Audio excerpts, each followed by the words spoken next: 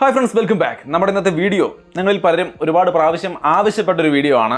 Realme 11 Pro Plus versus Samsung Galaxy F54 5G. ഈ രണ്ട് ഫോണുകൾ തമ്മിലുള്ള 5G ഫോണുകൾ തമ്മിലുള്ള കമ്പാരിസൺ ആണ്. കഴിഞ്ഞ ദിവസം Realme 11 Pro എന്ന ഫോണും അതിലെ ചില പ്രശ്നങ്ങളും അത് സോൾവ് ചെയ്യാനുള്ള സൊല്യൂഷനും ഒക്കെ അടക്കമുള്ള ഒരു വീഡിയോ ഞാൻ ചെയ്തപ്പോൾ അതിൽ ചോദിച്ചിട്ടുണ്ടായിരുന്നു Pro Plusഉം ഈ Realme 11 Pro Plusഉം Samsung Galaxy F54 തമ്മിലുള്ള കമ്പാരിസൺ ആവശ്യമുണ്ടെങ്കിൽ പറയാൻ പറഞ്ഞിരുന്നു. ഒരുപാട് പേര് കമന്റ് ചെയ്തിട്ടുണ്ടായിരുന്നു. അതുകൊണ്ട് തന്നെയാണ് തൊട്ടടുത്ത ദിവസം തന്നെ ഈ വീഡിയോയുമായിട്ട് വന്നിരിക്കുന്നത്. സോ Realme 11 Pro Plus 30,000 താഴെ 27 ആ റേഞ്ചിൽ വരുന്ന ഒരു നല്ല ഫോണാണ്. F54ഉം ഏകദേശം 30,000 താഴെ വരുന്ന ഒരു നല്ല സാംസങ് ഫോണാണ്. ഈ രണ്ട് ഫോണുകൾ തമ്മിൽ കമ്പയർ ചെയ്യുമ്പോൾ ഏതായിരിക്കും ഒരു നല്ല ഓപ്ഷൻ? ഒന്നൊന്നായിട്ട് നമുക്ക് പരിശോധിക്കാം. ആദ്യമായിട്ട് ഈ രണ്ട് ഫോണുകളുടെ ഡിസൈനുകൾ രണ്ടും നല്ല ഡിസൈനാണ്. അതായത് റിയൽമി ആണെങ്കിൽ നമ്മൾ IQ, വിവോ ഫോണുകളിൽ കാണുന്ന ആ ഒരു ലക്ഷറി ഫ്ലാഗ്ഷിപ്പ് ഫോണുകളിൽ കാണുന്ന തരത്തിലുള്ള വാഗൺ ലെതർ ഫിനിഷ് കൊടുത്തുകൊണ്ട് വന്നിട്ടുള്ള ഒരു ഫോണാണ്. അത്യാവശ്യം നല്ല പ്രീമിയം ലുക്കുള്ള ഒരു ഫോണാണ്. 30,000 താഴെ കിട്ടുന്നു എന്നുള്ളത് കൊണ്ട് തന്നെ നല്ല ലുക്കും കർവ്ഡ് ഡിസ്പ്ലേ ഒക്കെ ആയിട്ട് ഒരു നല്ല ഡിസൈനിലുള്ള ഫോണാണ്. അതേസമയം സാംസങ്ങിലേക്ക് വന്നു കഴിഞ്ഞാൽ F54ന്റെ ഡിസൈൻ നിങ്ങൾക്ക് ഇവിടെ കാണാം. നമ്മുടെ S23 അൾട്രയുടെ ഡിസൈനുമായിട്ട് കമ്പയർ ചെയ്ത് നോക്കിക്കഴിഞ്ഞാൽ ഏകദേശം മാച്ച് ആവുന്ന തരത്തിൽ, അതായത് 1 ലക്ഷം രൂപയുടെ മുകളിൽ വരുന്ന സാംസങ് ഫോണുകളുടെ S സീരീസ് ഫോണുകളുടെ ഡിസൈനാണ് ഇവിടെ കൊടുത്തിരിക്കുന്നത്. ആകെ ഒരു വ്യത്യാസം വരാൻ പോകുന്നത് ഇത് കർവ്ഡ് ഡിസ്പ്ലേ ഒക്കെ അടക്കമാണ് ഈ ഒരു ലെതർ ഫിനിഷ് വരുന്നത്. സോ നിങ്ങൾക്ക് ഏതാണ് താല്പര്യം എന്നുള്ളത് നോക്കിയിട്ട് ചൂസ് ചെയ്യാം. എന്നാൽ ഒരു കാര്യം, പ്രൊട്ടക്ഷന്റെ കാര്യത്തിൽ ഗാലക്സി F54 എന്ന സാംസങ് ഫോണിലേക്ക് വരുമ്പോൾ നമുക്ക് ഗൊറില്ല ഗ്ലാസ് 5ന്റെ പ്രൊട്ടക്ഷൻ കൊടുത്തിട്ടുണ്ട്. So better strength F54നാണ്.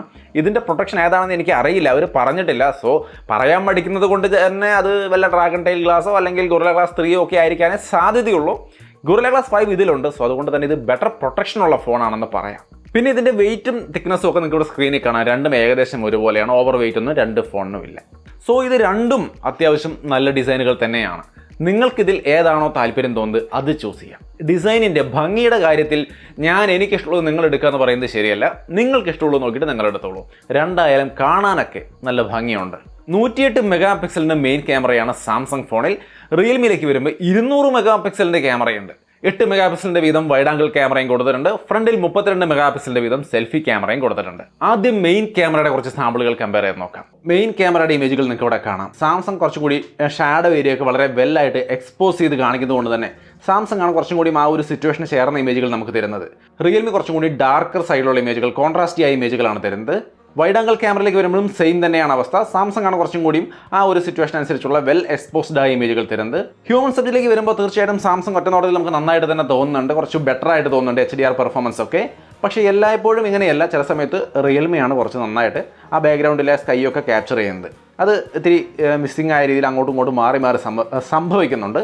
But portrait മോഡിലേക്ക് വരുമ്പോൾ തീർച്ചയായിട്ടും സാംസങ് ആണ് ബെറ്റർ. റിയൽമി പലപ്പോഴും എൻ്റെ ഫേസും ബ്ലർ ആക്കുന്നുണ്ട്, ഹെയർ ബ്ലർ ആക്കുന്നുണ്ട്. ചില സമയങ്ങളിൽ ഇൻഡോർ ലൈറ്റിംഗ് കണ്ടീഷനിലൊക്കെ ഞാൻ ഫോട്ടോസ് എടുക്കുമ്പോൾ പോർട്രേറ്റ് ഇമേജ് എടുക്കുന്ന നേരത്ത് എൻ്റെ മൊത്തത്തിലുള്ള ഫേസ് അടക്കം അങ്ങ് ബ്ലറാക്കി കളയുന്നുണ്ട് റിയൽമി. സോ അതുകൊണ്ട് തന്നെ നമുക്ക് കുറച്ച് ബെറ്റർ ആയിട്ടുള്ള പോർട്രേറ്റ് ഇമേജുകൾ സാംസങ്ങിലാണ് എന്ന് പറയേണ്ടി വരും. സോ എങ്ങനെയുണ്ട് മൊത്തത്തിൽ മെയിൻ ക്യാമറയുടെ പെർഫോമൻസ്? സെൽഫി ക്യാമറയിലേക്ക് വന്നു കഴിഞ്ഞാൽ രണ്ടും ആർട്ടിഫിഷ്യൽ ലൈറ്റിംഗ് കണ്ടീഷനിൽ രണ്ടും വലിയ കുഴപ്പമില്ലാത്ത രീതിയിൽ നമുക്ക് ഇമേജുകൾ തരുന്നുണ്ടെങ്കിലും ഡേ ലൈറ്റിലേക്ക് വരുമ്പോൾ തീർച്ചയായിട്ടും സാംസങ് ആണ് ബെറ്റർ. പോർട്രേറ്റിലും നമുക്ക് കുറച്ച് ബെറ്റർ ആയിട്ട് സാംസങ് തന്നെയാണ് ഫീൽ ചെയ്യുന്നത്. വീഡിയോ ക്വാളിറ്റിയിലേക്ക് വരുമ്പോൾ നമ്മൾ ഈ കാണുന്ന തരത്തിലാണ് വീഡിയോ പെർഫോമൻസ്. വീഡിയോയിലേക്ക് വരുമ്പോൾ വളരെ കോൺട്രാസ്റ്റി ആയ ഡാർക്കർ സൈഡിലുള്ള വീഡിയോ ആണ് നമുക്ക് റിയൽമിയിൽ കിട്ടുന്നത്. സാംസങ് കുറേ കൂടി വെൽ എക്സ്പോസ്ഡ് ആണെന്ന് പറയാം.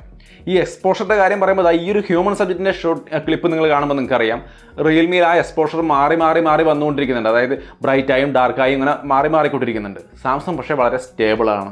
അതേപോലെ തന്നെ സ്റ്റെബിലൈസേഷനും വളരെ വലിയ ഇഷ്യൂ ആണ്. റിയൽമിയിൽ സ്റ്റെബിലൈസേഷൻ ഉണ്ട്, നല്ല ഡീസൻ്റ് ആണ്. ബട്ട് എങ്കിൽ പോലും സാംസങ് ഒരനക്കവും ഇല്ലാതെ വളരെ സ്റ്റേബിളായ വീഡിയോസാണ് തരുന്നത്. റിയൽമി പക്ഷേ അനക്കങ്ങളുണ്ട്. എല്ലാ ക്ലിപ്പിലും നിങ്ങൾക്കത് കാണാം. ഇൻഡോർ ലൈറ്റിംഗ് കണ്ടീഷനിലേക്ക് വരുമ്പോഴും ക്ലിപ്പ് കാണാൻ പറയാം. റിയൽമി വളരെ ഡാർക്കായ രീതിയിലാണ് ആ ഷാഡോ ഏരിയ മൊത്തം കാണിക്കുന്നത്. ബട്ട് സാംസങ് കുറേ കൂടി വെൽ എക്സ്പോസ്ഡ് ആണ്. ആ സ്റ്റെബിലൈസേഷൻ്റെ പ്രത്യേകതയും കാണാം. സാംസങ് വളരെ സ്റ്റേബിളായ വീഡിയോസാണ് തരുന്നത്. സെൽഫി വീഡിയോയിലേക്ക് വരുമ്പോൾ തീർച്ചയായിട്ടും നല്ല സെൽഫി വീഡിയോ ആണ് ഇൻഡോർ ലൈറ്റിലൊക്കെ നമുക്ക് കിട്ടുന്നത്. ബട്ട് റിയൽമിയുടെ ബാക്ക്ഗ്രൗണ്ടിൽ കാണുന്ന ആ ലൈറ്റുള്ള ഏരിയകൾ മുഴുവൻ ബ്ലോൺ ഔട്ടാണ്. സാംസങ്ങിൽ അതൊക്കെ കുറച്ചുകൂടി നന്നായിട്ട് കാണാം. സോ തീർച്ചയായിട്ടും ഇവിടെയും നമുക്ക് കുറച്ച് ബെറ്റർ പെർഫോമൻസ് സാംസങ്ങിലാണ്. സോ മൊത്തത്തിൽ നിങ്ങൾക്ക് ഏത് ക്യാമറയാണ് ഇഷ്ടപ്പെട്ടത്? എനിക്ക് കുറച്ചും കൂടി നന്നായിട്ട് തോന്നിയത് സാംസങ് ആണ്. ഒന്നാമത് സ്കിൻ ടോണും ടെക്സ്ചറും മൊത്തത്തിൽ ഇമേജുകളിലായാലും വീഡിയോയിലായാലും എനിക്ക് സാംസങ് കുറച്ച് നന്നായിട്ട് തോന്നി. ഒപ്പം തന്നെ ഫ്രണ്ട് ക്യാമറയിൽ 4K നമുക്ക് സാംസങ്ങിൽ ഷൂട്ട് ചെയ്യാം. നിങ്ങൾ എന്തെങ്കിലുമൊക്കെ ഒരു വീഡിയോ പർപ്പസിന് വേണ്ടിയോ സെൽഫി വ്ളോഗോ ഒക്കെ എടുക്കേണ്ട ഒരു ആവശ്യം വരികയാണെങ്കിൽ തീർച്ചയായിട്ടും ആ ഫ്രണ്ട് ക്യാമറയിലെ 4K നിങ്ങൾക്ക് തീർച്ചയായിട്ടും യൂസ്ഫുൾ ആവാൻ പോകുന്നുണ്ട്. സോ ക്യാമറ എനിക്ക് കുറച്ച് നന്നായിട്ട് സാംസങ് ആണ് ഫീൽ ചെയ്തത്. ഇനി അടുത്തത് പെർഫോമൻസ്. ഈ രണ്ട് ഫോണുകളുടെയും സിസ്റ്റം പെർഫോമൻസ് നോക്കിക്കഴിഞ്ഞാൽ രണ്ടും ഒരുപോലെയാണ്. രണ്ടും വലിയ ഗെയിമിംഗ് പെർഫോമൻസ് തരുന്ന ഫോണുകളല്ല. നോർമൽ യൂസിന് ഒരു ഓൾറൗണ്ടർ ഫോൺ എന്ന രീതിയിലാണ് ഈ രണ്ട് ഫോണുകളും പരിഗണിക്കാൻ പറ്റുള്ളൂ. കാരണം ഇതിൻ്റെയൊക്കെ വിലയ്ക്ക് ഗെയിമിംഗ് എന്ന കൺസെപ്റ്റ് നിങ്ങളുടെ മനസ്സിൽ വന്നു കഴിഞ്ഞാൽ ഒരുപാട് മികച്ച പെർഫോമൻസ് ഉള്ള ഫോണുകൾ അവിടെ കിട്ടാനുണ്ട്. സോ ഈ രണ്ട് ഫോണുകളും നോർമൽ യൂസിനുള്ള ഫോണുകൾ എന്ന രീതിയിലേ പരിഗണിക്കാൻ പറ്റുള്ളൂ. ആ ഒരു ലെവലിൽ നോക്കിയാൽ രണ്ടും ഒരുപോലെ പെർഫോം ചെയ്യുന്ന നല്ല പെർഫോമൻസ് ഉള്ള ഫോണുകളാണ്. സിസ്റ്റം പെർഫോമൻസ് വൈസ് ഒരെണ്ണം നല്ലത് ഒരെണ്ണം മോശമെന്ന് പറയാനുള്ള അവസ്ഥയില്ല. എന്നാൽ ടെക്നിക്കലി പറയുകയാണെങ്കിൽ സാംസങ്ങിലുള്ളത് 5nm പ്രോസസ് ടെക്നോളജി ഉള്ള പ്രൊസസ്സറാണ്. അതായത് എക്സിനോസ് പ്രൊസസ്സർ 5nm ആണ്. ഇതിൽ 6nm ആണ് മീഡിയടെക്കിൻ്റെ 7050 വരുന്നത്. സോ അതുകൊണ്ട് തന്നെ ടെക്നിക്കലി ബെറ്റർ സാംസങ് ആണെന്ന് വേണമെങ്കിൽ പറയാം. ബട്ട് ടെക്നിക്കലി റിയൽ ലൈഫിൽ നമുക്ക് കാര്യമായ വ്യത്യാസങ്ങളൊന്നുമില്ല. സാധാരണ രണ്ടും ഒരുപോലെ ചൂസ് ചെയ്യാം. പിന്നെ ഈ ഫോണുകൾ ഗെയിമിംഗ് ഫോണുകളല്ല എന്ന് ഞാൻ പറഞ്ഞിട്ടുണ്ടായിരുന്നു. എങ്കിലും ഈ ഫോണുകൾ എടുക്കുന്നതിലൂടെ നിങ്ങൾ അത്യാവശ്യം കുറച്ച് BGMI ഒക്കെ കളിക്കണം എന്ന് ആഗ്രഹിക്കുന്നുവെങ്കിൽ റിയൽമിയിൽ നമുക്ക് സ്മൂത്ത് എക്സ്ട്രീം കിട്ടുന്നുണ്ട്. എന്നാൽ സാംസങ്ങിൽ സ്മൂത്ത് ഹൈയേ കിട്ടുന്നുള്ളൂ. ഇതൊന്ന് നോട്ട് ചെയ്ത് വെച്ചോളൂ. സോ അങ്ങനെ ഒരു ആഗ്രഹം നിങ്ങളുടെ മനസ്സിലുണ്ടെങ്കിൽ നിങ്ങൾക്ക് തീർച്ചയായിട്ടും റിയൽമി ആയിരിക്കും നല്ലത്. അത് പെർഫോമൻസിൻ്റെ കാര്യമാണ്. എന്നാൽ യൂസർ എക്സ്പീരിയൻസിലേക്ക് വരുമ്പോൾ UIയുടെയും യൂസേജിൻ്റെയൊക്കെ കാര്യത്തിലേക്ക് വരുമ്പോൾ കാര്യങ്ങൾ വ്യത്യാസമാണ്. റിയൽമി 11 Pro Plus എന്ന ഈ ഫോണിൻ്റെ കാര്യത്തിൽ ഇത് റിവ്യൂ ചെയ്ത് ഞാനടക്കമുള്ള എല്ലാവരും ഒരുപോലെ മെൻഷൻ ചെയ്തൊരു കാര്യമാണ്. ഏറ്റവും കൂടുതൽ ബ്ലോട്ട് വെയേഴ്സുമായിട്ട് വന്ന ഒരു ഫോണാണ് റിയൽമി 11 Pro Plus. നമ്മൾ കണ്ടതിലേക്ക് വെച്ച് ഏറ്റവും കൂടുതൽ. അപ്പോൾ അത്രയും ഒരു മോശമായ അവസ്ഥയിലുള്ളൊരു UIയും കാര്യങ്ങളുമാണ് ഇതിനകത്തുള്ളത്. പരസ്യങ്ങളും അതും ഇതൊക്കെ ആയിട്ട് മൊത്തത്തിൽ ശല്യപ്പെടുത്തുന്ന ഒരു UI ആണ്. അങ്ങനെ നോക്കുമ്പോൾ സാംസങ്ങിൻ്റെ One UI തീർച്ചയായിട്ടും ഫാർ ബെറ്റർ ആണ്. മിനിമം ആയിട്ടുള്ള ബ്ലോട്ട് വെയേഴ്സും കാര്യങ്ങളേ ഉള്ളൂ. One UI 5.1 വളരെ സ്മൂത്ത് ആയിട്ടുള്ള പെർഫോമൻസ് തരുന്നുണ്ട്. ഒട്ടനവധി ഫീച്ചേഴ്സും കാര്യങ്ങളും ഉണ്ട്. വളരെ സ്റ്റേബിളായ നല്ല പെർഫോമൻസ് ഉണ്ട്. വേറെ പരസ്യങ്ങൾ കാര്യങ്ങൾ അങ്ങനെയുള്ള ശല്യങ്ങളൊന്നും അധികം കാണാനും ഇല്ല. സോ തീർച്ചയായിട്ടും യൂസർ എക്സ്പീരിയൻസിൻ്റെ കാര്യത്തിൽ ബെറ്റർ സാംസങ് തന്നെയാണ്. ഇതിൻ്റെ കാര്യത്തിൽ അവർ ഒരുപാട് നന്നാവാനുണ്ട്. പക്ഷേ ഇതിന് നമുക്ക് കഷ്ടപ്പെട്ട് ശരിയാക്കുകയാണെങ്കിൽ ശരിയാക്കി എടുക്കാം. റിയൽമി 11 Pro എന്ന ഫോണിൻ്റെ ഇതിൻ്റെ ചെറിയ പേര് എൻ്റെ വീഡിയോ ചെയ്തതിൽ ഞാൻ പറഞ്ഞിട്ടുണ്ട് അത് എങ്ങനെയാണെന്നുള്ളത്. കമ്പാരിസൺ ആ ഒരു വീഡിയോയുടെ ലിങ്ക് ഞാൻ ഇവിടെ കൊടുക്കാം, കണ്ടു നോക്കിക്കോളൂ. അപ്പോൾ ഇത് സെറ്റപ്പ് ചെയ്തെടുത്ത് കഴിഞ്ഞാൽ ഇത് നിങ്ങൾക്ക് മനോഹരമായിട്ട് യൂസ് ചെയ്യാം കേട്ടോ. ബട്ട് ബേസിക്കലി നോക്കിയാൽ ബെറ്റർ യൂസർ എക്സ്പീരിയൻസ് തീർച്ചയായിട്ടും സാംസങ് തന്നെയാണ്. ഇനി അടുത്തത് ആൻഡ്രോയിഡ് അപ്ഡേറ്റ് സെക്യൂരിറ്റി ഒക്കെ നോക്കി കഴിഞ്ഞാൽ രണ്ടിലും അപ്ഡേറ്റ് ഒക്കെ ഓഫർ ചെയ്യുന്നുണ്ട്. റിയൽമിയിൽ 2 വർഷത്തെ ആൻഡ്രോയിഡ് അപ്ഡേറ്റും 3 വർഷത്തെ സെക്യൂരിറ്റി അപ്ഡേറ്റുമാണ്. സാംസങ് വന്നിട്ട് 4 വർഷത്തെ ആൻഡ്രോയിഡ് അപ്ഡേറ്റും 5 വർഷത്തെ സെക്യൂരിറ്റി അപ്ഡേറ്റും ഓഫർ ചെയ്യുന്നുണ്ട്. തീർച്ചയായിട്ടും അത് ക്ലിയർ കട്ട് വിന്നറാണ് സാംസങ്. ബെറ്റർ ആയിട്ട് കുറേ കാലം കൂടുതൽ ഉപയോഗിക്കാൻ സാംസങ് ആയിരിക്കും നല്ലത്. ഇനി ഇതിൻ്റെ പോർട്സ് ആൻഡ് ബട്ടൺസിൽ രണ്ടിലും 3.5mm ജാക്കൊന്നും വരുന്നില്ല. അതേപോലെ തന്നെ സിം സ്ലോട്ടിൽ ഒരു വ്യത്യാസമുണ്ട്. സാംസങ്ങിൽ നിങ്ങൾ ഹൈബ്രിഡ് സിം സ്ലോട്ടാണ്. 2 സിം അല്ലെങ്കിൽ ഒരു സിം മെമ്മറി കാർഡ് എന്ന രീതിയിൽ ഉപയോഗിക്കാം. റിയൽമിയിൽ 2 സിം മാത്രമേ വരുള്ളൂ, മെമ്മറി കാർഡിൻ്റെ ഓപ്ഷൻ ഇല്ല. സോ മെമ്മറി കാർഡൊക്കെ ഇടണം എന്ന ആഗ്രഹമുള്ളവരുണ്ടെങ്കിൽ ഒരു ഓപ്ഷൻ ആയിട്ടെങ്കിലും അതുള്ളത് സാംസങ്ങിലാണ്. സോ അവിടെ നിങ്ങൾക്ക് വേണമെങ്കിൽ സാംസങ് ചൂസ് ചെയ്യാം.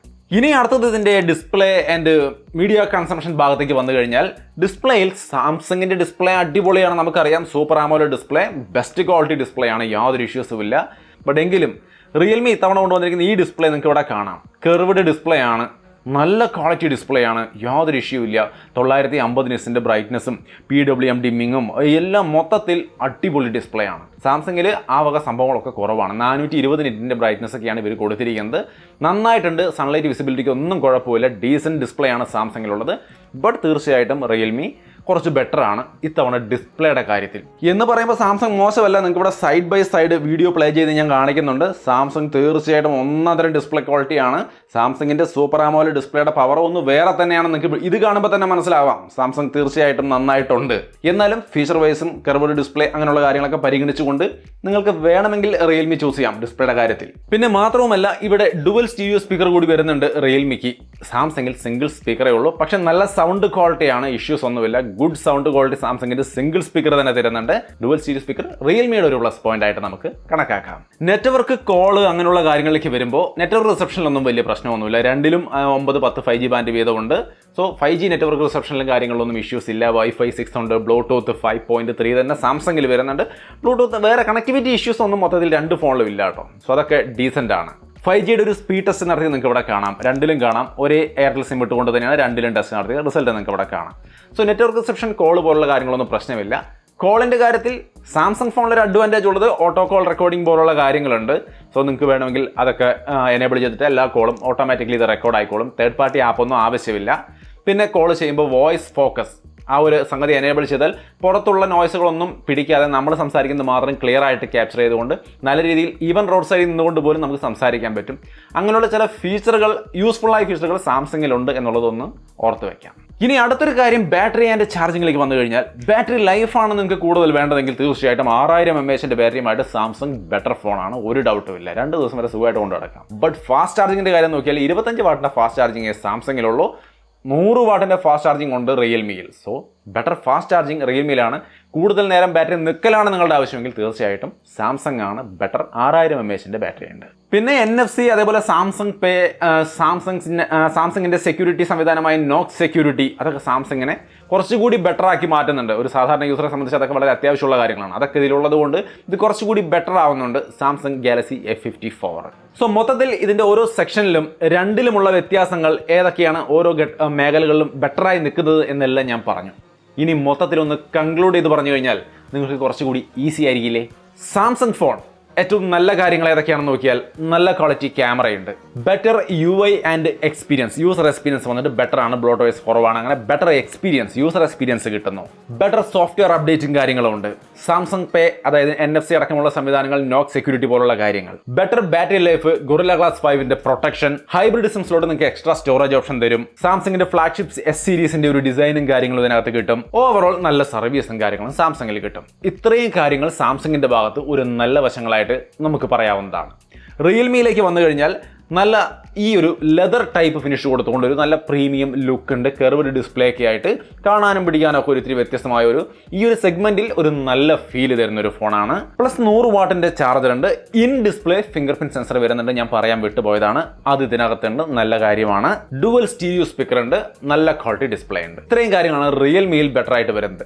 സോ ഞാൻ ഈ പറഞ്ഞതിൽ നിങ്ങൾക്ക് ഏതാണോ കൂടുതൽ ഇമ്പോർട്ടൻ്റ് ആയിട്ട് തോന്നുന്നത്, അല്ലെങ്കിൽ നിങ്ങൾക്ക് ഇതിൽ ഏത് ഫീച്ചറാണ് പോയാലും കുഴപ്പമില്ല നമുക്ക് അഡ്ജസ്റ്റ് ചെയ്യാമെന്ന് തോന്നുന്നത്, നിങ്ങൾ നോക്കിക്കഴിയുമ്പോൾ നിങ്ങൾക്ക് തന്നെ ഈസി ആയിട്ട് ചൂസ് ചെയ്യാൻ പറ്റും ഇതിലേതാണ് നല്ലത് എന്നുള്ളത്. ഒരു നോർമൽ രീതിയിൽ ചിന്തിക്കുകയാണെങ്കിൽ നമുക്ക് ഈ കർവ്ഡ് ഡിസ്പ്ലേയും ഈ പ്രീമിയം ഫിനിഷും 100 വാട്ട് ചാർജിങ് ഒന്ന് മാറ്റി വെക്കാമെങ്കിൽ ബാക്കി ഒട്ടനവധി കാര്യങ്ങൾ നല്ലത് സാംസങ് ഫോണിലാണ് ഉള്ളതെന്നാണ് എനിക്ക് പെട്ടെന്ന് നോക്കുമ്പോൾ തോന്നുന്നത്.